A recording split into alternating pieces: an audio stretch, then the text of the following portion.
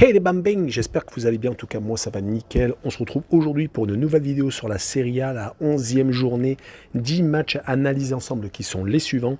La Juventus qui reçoit Empoli, la Salernitana qui reçoit la Spezia, le Milan AC qui affronte Monza, la Fiorentina contre l'Inter de Milan, l'Udinese contre le Torino, Bologne contre Lecce, l'Atalanta de Bergame contre la Lazio de Rome, l'un des chocs, l'AS Roma contre Naples de cette journée, Cremonese contre la Sampdoria de Gênes et Sassuolo contre le Hellas Vérone.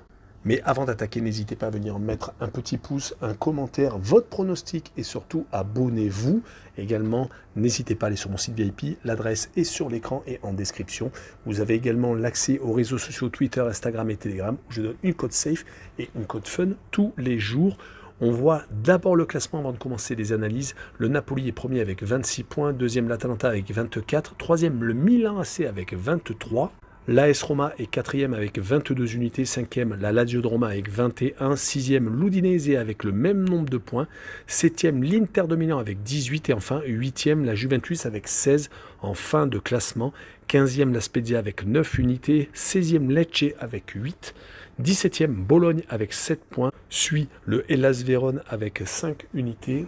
Le 19e est la Cremonese avec 4 points et dernier la Sampdoria de Gênes, 20e avec 3 points.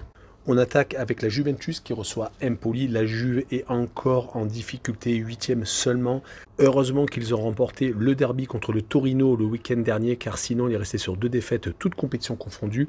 Celle contre le Milan était peut-être à prévoir, mais celle au Maccabi Haifa était beaucoup plus surprenante, surtout qu'ils avaient réussi à battre les Israéliens 3-1 une semaine plus tôt.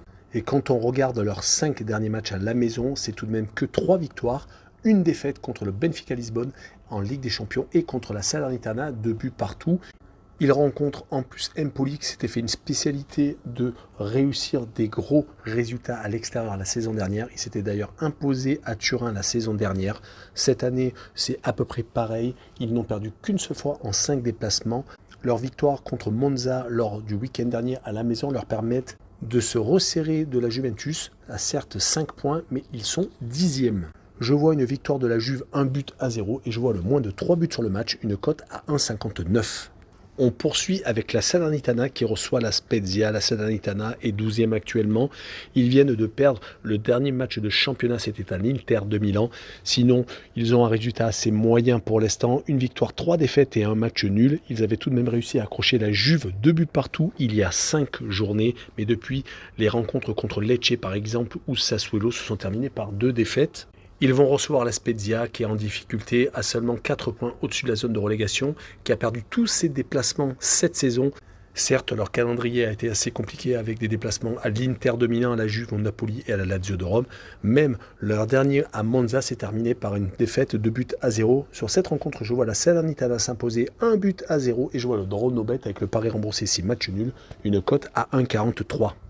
On poursuit avec le Milan AC qui reçoit Monza et ce match est assez spécial pour Silvio Berlusconi. Son ancien club reçoit son nouveau club et le Milan AC va tout faire pour rester collé au leader, le Napoli, et au second, l'Atalanta de Bergame. Ils sont actuellement sur 3 victoires et 2 défaites, mais les 2 défaites étaient en Ligue des Champions contre Chelsea, où ils n'ont pas réussi à marquer un seul but. En championnat, ils sont sur 4 victoires et une seule petite défaite. La défaite était contre le Napoli d'ailleurs.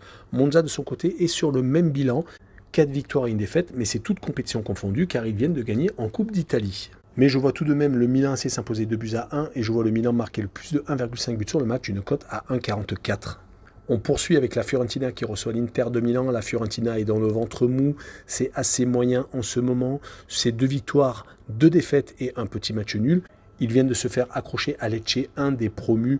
Mais le problème est que les 2 victoires sont en Ligue Europa Conference et c'était contre Hearts of Midlothian, le club écossais.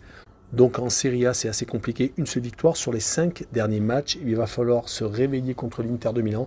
Et ce n'est jamais évident car les Milanais ne veulent pas être décrochés des places de Ligue des Champions car ils ont déjà 8 points de retard sur le Napoli et ils ont sur les 5 derniers matchs 2 défaites, seulement 3 victoires contre le Torino, Sassuolo et la Salernitana. Sur cette rencontre, je les vois s'imposer 2-1 à la Fiorentina et je vois le draw no bet avec le pari remboursé 6 matchs nuls, une cote à 1,44. On poursuit avec l'Udinese qui reçoit le Torino. L'Udinese est peut-être en train de rentrer dans le rang, même s'ils ont encore que 5 points de retard sur le leader, mais ils ont réussi de très belles performances ces derniers temps. Seulement les 3 derniers matchs avec la coupe où ils ont été éliminés contre Monza les a fait redescendre un peu de leur piédestal car ils accrochaient tout le monde. Ils ont réussi à battre d'ailleurs l'Inter de Milan le 18 septembre et ils ont réussi également à faire 2-2 contre l'Atalanta de Bergame le 9 octobre. Du côté du Torino, bon début de championnat avec tous les promus rencontrés et que des victoires très intéressantes, surtout quand c'était à l'extérieur. Mais depuis, c'est la chute libre. 4 défaites et un petit match nul. Ça va être très compliqué à l'Udinese et je vois Udine gagner 3-1 et je vois le Doronovet avec le pari remboursé 6 match nul, une cote à 1,46. On enchaîne avec une rencontre de fin de tableau, Bologne qui reçoit Lecce. Bologne est 17e, Lecce est 16e. Bologne ne gagne quasiment plus depuis sa victoire contre la Fiorentina le 11 septembre. 3 défaites et un match nul. À domicile, ils sont peut-être un peu mieux. Ils n'ont perdu qu'une seule fois sur les 5 premières rencontres, mais 3 partages de points, c'est très compliqué. Lecce, de son côté, qui est donc promu cette saison, fait également beaucoup de partages de points sur les 5 derniers matchs. 3 fois, ils ont fait un but partout contre Monza, contre la Cremonese et contre la Fiorentina. Dommage qu'ils ne gagnent pas beaucoup, mais ils se sont quand même imposés à la Salernitana 2-1 et avaient perdu contre Rome pour compléter cette série donc de 5 matchs. Et sur ce match, je vois bien un but partout encore avec le home no bet et le match nul remboursé 6 victoires de Bologne et domicile, une cote à 1,78. On continue avec un des plus gros matchs de cette journée, l'Atalanta qui reçoit la Lazio de Rome. Les Bergamasques essayent de s'accrocher au leader Naples, mais les 2 matchs nuls, un but partout contre la Cremonese et 2 buts partout contre l'Udinese, leur ont fait perdre du terrain et à domicile. C'est 3 victoires et 2 matchs nuls, donc il va falloir faire attention contre la Lazio de Rome qui de son côté ne perd pas non plus beaucoup. 3 matchs nuls et 2 grosses victoires, 4-0 à chaque fois contre la Spezia et la Fiorentina. Je parle bien entendu de toutes compétitions confondues car ils se sont fait accrocher 2 fois contre Sturm Graz, le club autrichien. Sur cette rencontre, je vois la victoire 3-2 de l'Atalanta de Bergame et je vois les 2 équipes qui marquent avec une cote à 1,63. On enchaîne avec la deuxième plus grosse affiche de la journée, l'AS Rome qui reçoit Naples. L'AS Rome est 4e actuellement, donc réalise une très bonne saison. Enfin, Mourinho a peut-être trouvé la bonne formule. Il joue contre les Napolitains qui sont leaders, qui n'ont pas encore perdu cette saison. Les Romains sont beaucoup mieux ces derniers temps, même s'ils se sont fait accrocher contre le Betis de Séville en Ligue Europa et avaient perdu à domicile contre ces mêmes Espagnols. Mais en Serie A, actuellement, ça roule. 3 victoires consécutives et 4 victoires sur les 5 derniers matchs. On rappellera tout de même qu'ils se sont imposés 2-1 à l'Inter de Milan. Les Napolitains, de leur côté, voguent sur une vague immense. Ils sont sur 5 victoires consécutives déjà, toutes compétitions confondues. On réussi à battre 6-1 l'Ajax d'Amsterdam, 4-2 les Néerlandais également lors du match retour en Ligue des Champions. Ils marquent but sur but. Sur cette rencontre, je les vois s'imposer 2-1 à l'AS Roma et je vois la double chance N2 avec une cote à 1,46. On poursuit avec les 2 derniers du classement, la Cremonese qui reçoit la Sampdoria de Gênes. C'est très compliqué pour la Sampdoria. Pour la Cremonese, un des promus, c'est peut-être plus compréhensible car ce n'est jamais évident de passer de la série B à la série A. Mais ils ne sont pas ridicules non plus car ils ont fait 3 matchs nuls sur les 5 dernières rencontres. Mais les 2 grosses défaites ont été contre la Lazio de Rome et le Napoli à domicile où ils ont à chaque fois pris 4 buts. Côté Sampdoria de Gênes, 4 défaites sur les 5 derniers matchs. Ça se passe de commentaires, surtout qu'à l'extérieur, ils ont enchaîné les 3 premiers déplacements par 3 défaites et ont enfin accroché un petit point à Bologne. Sur cette rencontre, je vois un but partout également entre les 2 formations. Je vois les 2 équipes marquées avec une cote à 1,73.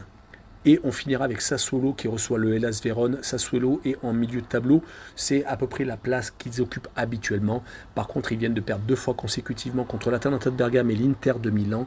Ils avaient eu une bonne période avec 2 victoires consécutives contre le Torino et la Salernitana fin septembre et début octobre. Mais ils sont toujours très inconstants. Heureusement, ils vont jouer contre l'Hellas Vérone qui a perdu donc son entraîneur Igor Tudor parti à l'Olympique de Marseille. Et ils ne s'en sortent plus. 4 défaites consécutives en championnat contre la Fiorentina, l'Udinese et la Salernitana et l'AC Milan. Sur cette rencontre, je vois Sassuolo s'imposer 2-0 et je vois le Doronovet avec le pari remboursé 6 matchs nuls, une cote à 1,40. Voilà, on en a fini avec cette vidéo sur la Serie A. N'hésitez pas à nous rejoindre, à mettre un petit pouce et un commentaire et surtout abonnez-vous. Ciao les bambins!